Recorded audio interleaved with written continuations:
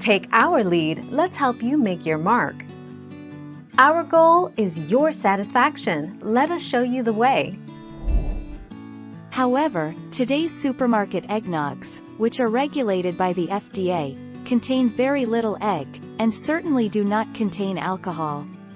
For those looking to get a taste of the original beverage, a homemade recipe will likely come closest to the original thing, which consisted of milk, egg, and plenty of alcohol.